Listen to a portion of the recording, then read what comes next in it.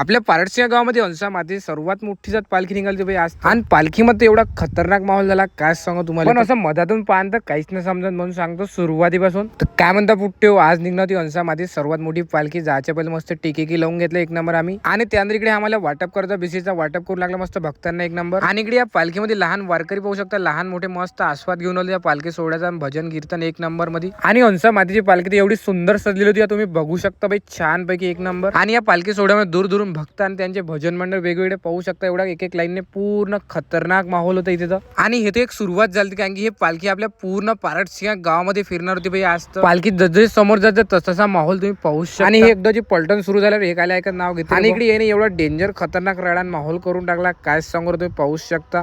आणि इकडे पालखीसोबत पूर्ण गाव फिरायला सुरुवात केली. मग काही नाश्ता पाण्याचा काही विचारच नाही, पूर्ण सगळीकडे अरेंजमेंट सोय भक्तांसाठी तर केली. आणि कोणी कोणी या पालखी सोहळ्याचा आस्वाद घेतला पारडसिंगा गावामध्ये कॉमेंट मध्ये सांगण्यावर पटाकसे. आणि त्यानंतर गावच्या मंदिर पाशी येऊन मस्त इकडे आरती गेली अंसा माती एक नंबर. आणि त्यानंतर मंदिर पण जाय पण माहोल न राडा तर काही थांबायचं नावच नाही. खतरनाक सगळे डान्स करायला लागले, थांबेच नाही बा कोणी.